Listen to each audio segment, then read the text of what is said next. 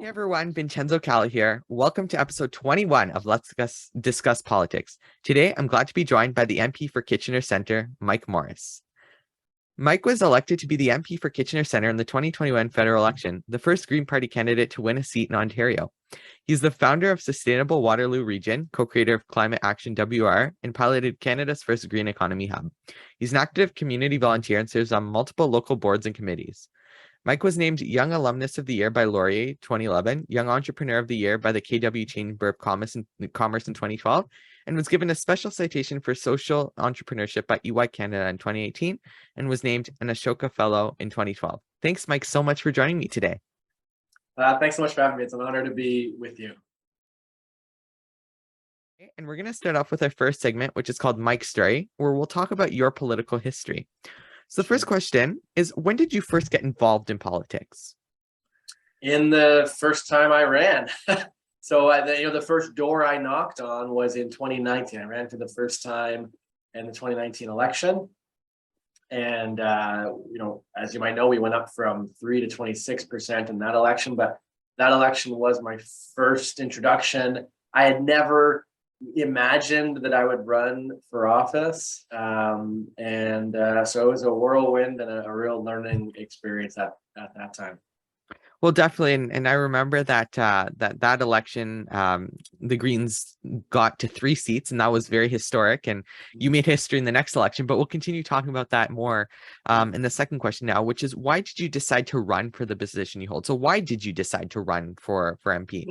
Well, so I had spent the almost 15 years prior, as you mentioned earlier, working with businesses in my community to help them reduce their climate impact, both through Sustainable Waterloo Region and then Green Economy Canada. And we made a lot of progress, but it also became clear to me that without the systemic changes we need, or another way of saying it is, if the federal government's going to continue to give billions of dollars in our free money to oil and gas companies every year to continue same old, it is incredibly difficult for an individual or not-for-profits to kind of counteract that.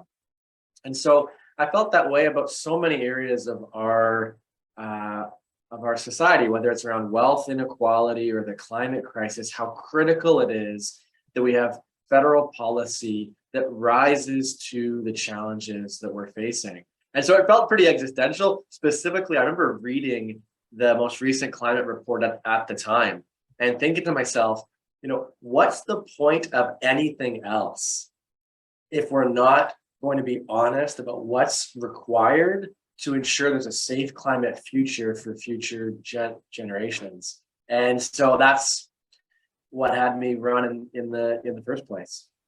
Well, it's definitely an important reason for running, especially myself as a young person fresh out of high school and somebody in Generation Z, and especially there's some younger people, Generation Alpha as well, who are starting to get involved in sort of the discussion.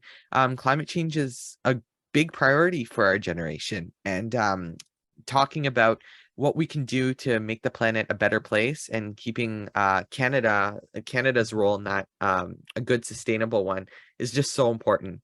Well, and if I could jump in, as a young person, between the rising cost of tuition, the debt load that a young person is expected to carry, this whole gig economy where the jobs aren't available in the well-paid unionized way they used to be, plus the housing crisis we're in.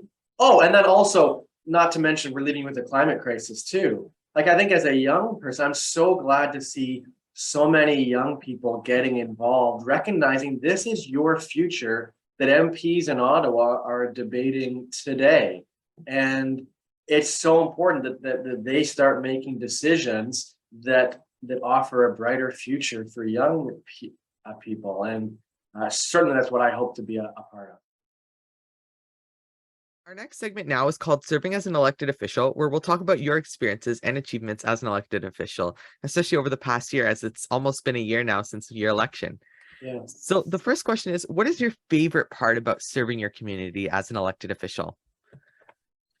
It does feel pretty sacred that I have a seat in the House of Commons where I can rise up and try to articulate the concerns and priorities that my neighbors have. And so in the first session, I think it was over 200 some odd times that in the House, I was able to rise and speak about whether it is the rising cost of housing, the poison drug supply that we're facing, the climate crisis, the need to do so much better for folks with disabilities. I guess I take that responsibility pretty seriously, to be sharing the stories, the lived realities and experience of people in my community, and try to bring those to the center of the discussion, the debate, and the decisions that are made that are going to affect their lives in really significant ways, and the lives of folks across the country as well. And so that translation, that to me is what democracy is about, is taking those thousands and thousands of conversations in backyards and at people's front doors and translating those into the decisions that are being made about our futures. Well, that is so important, and being able to serve your community in Ottawa, and like you said, bringing their voices there and rising to talk about, not just talking about what the parties are saying and fighting or saying countering the government, but being able to talk about those super important issues that may not be getting all the recognition, or even issues that are getting recognition, and sharing what individual people are saying is just such an important part of your job. Yeah. So we're going to go into the next question now, which is, what is your favorite achievement as an elected official? And especially over the past year, what has been your favorite achievement so far? It's such a great question. It connects to what we just finished speaking about. In particular, it's important to try to find those wins, because I feel like we often talk about, and if you watch Question Period, folks will see the animosity, some of the theatrics, but there is a lot of progress also being made. And I think what's important is, as you said, not just to be opposing the governing party. That's not my job. My job is to make progress for my neighbors on the things that we care about. And so one of those examples is the number of people in Kitchener who are living with disabilities in legislated poverty. It's 40% of those living in poverty have a disability. It's disproportionate to the proportion of the population living with disabilities. And folks with disabilities have been advocating for years. The governing party promised the Canada Disability Benefit, a basic income for people with disabilities, almost 3 years ago. And so when I was elected, a group called Disability Without Poverty approached me. We started off with a petition and shared that Canada-wide. I started asking questions in Question Period of the Prime Minister and others to say, are you serious about this commitment? It wasn't in the fall economic update. It's not in the budget. We got 18,000 people signing that petition. We then turned that into a national campaign where people across the country emailed their MPs, encouraging them to support, encouraging the government to do what they already said they were going to do. It was just, follow through on it. As a result of all those emails and letters that got written, 103 MPs have now joined in across the country in calling for the Canada Disability Benefit. And as a result of that clear support, including a significant number in the governing party, we've actually posted a letter that I shared on my website. You can find it at mikemorrismp.ca. But as a result of all of that shared advocacy from across party lines, the governing party has now reintroduced a framework piece of legislation for the Canada Disability Benefits, C22. Of course, there's so much work still to do to now move C22 through the legislative process and to push for it to be in the budget. So I hesitate to call it an achievement, but it's at least, I think, an important demonstration of how members of parliament can work together to move forward on priorities that matter to people in our communities. And going forward, I'm going to be continuing to push to see this move forward in legislation and get that benefit for people in my community who are really suffering as a result of not having a stronger social safety net. Well, definitely. And that's something, when I first saw it, it was very It was very good to see that MPs cross-party coming together to talk about a human issue, an issue that everyday citizens of Canada are facing, people in poverty, people with disabilities, that they need the help and that they're asking the government for the help and to push that forward and get as much help as possible for these people. So we're going to go into the last segment now, which is called Politics Are All Around Us, where we talk about the world of politics around us. So the first question for you, Mike, is who is or who was another politician that inspires you? Well, I think so. In a lot of ways, we can talk about politics as a process that is designed to remove integrity from a person or remove the person with integrity from the process altogether. And so I've got so much respect for anyone who can enter into this and try to hold on to their core sense of self. So when you ask the question, I think of Jody Wilson-Raybould as an example of someone who really spoke her truth at the highest level and held on to her sense of self, and then even, in her time elected as an independent MP. There are numerous in my community as well, local city councillors who I really look up to, but it's really anyone like that who's able to demonstrate that you don't need to descend into this hyper partisan, I'm going to just spout out a talking point that someone else told me to share with you. And there are many in the House of Commons today as well, but Jody Wilson-Raybould comes to mind as someone that I've kind of looked up to over the years for her ability to stay so true and centered on the priorities of her community and her own sense of self. Well, definitely somebody that a lot of everyday Canadians look up to as well. When she did obviously what she is most known for now in 2019. Now it was many years ago now. She sent shockwaves around the country, and people looked to her and looked at that and were so impressed and very interested in what she had to say. And she was elected again as an independent, one of the first independents elected in a while as an independent, and it was very interesting to see that.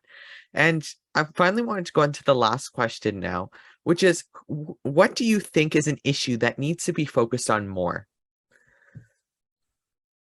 Well, the housing crisis has to be it. In Kitchener, the cost of housing's gone up. I think it's 34% in the last calendar year. It's what we've got as a result is a market that has been designed to attract the speculators and the investors, as opposed to homes should be places for people to live. And I think about yourself and peers of yours thinking, this is the first time where a generation, is laughable to talk about even buying a home. Now it's just a matter of, can I even rent a place versus staying with parents for a longer period of time?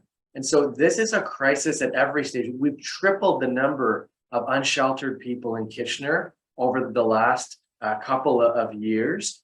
There is no one in my community who is immune to the crisis that we're in. And, I know this is not only a Kitchener reality. And so I think we need to have a more honest conversation. This is not just supply and demand. It's not just about building more homes.